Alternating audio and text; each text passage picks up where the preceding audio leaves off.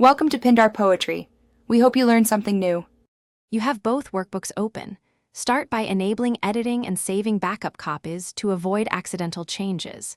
Next, identify the exact cell or named range in the source workbook you need to pull from, because precise references prevent broken links later. Once done, decide whether to use cell formulas or Power Query. Formulas are quick for single cells and ranges, while Power Query scales for tables. Make sure both files are accessible on the same drive or network path before proceeding.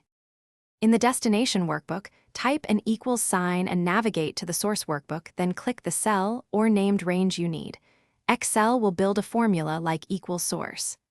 XLSX sheet 1, $1.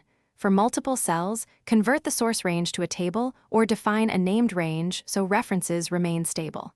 If you need transformations, use data get data from file from workbook and load via Power Query. It preserves refreshability and handles merges or filters efficiently. Save links and test by changing the source value. Save both files and confirm the link updates by changing a source cell and refreshing the destination.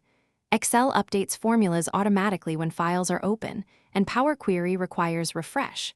If you move files, update the source path via data edit links or re-establish the query connection. That fixes most broken links. One key troubleshooting tip: if links show #ref or stale values, close both workbooks and reopen the source first, then the destination, or relink the named range. Broken paths and renamed.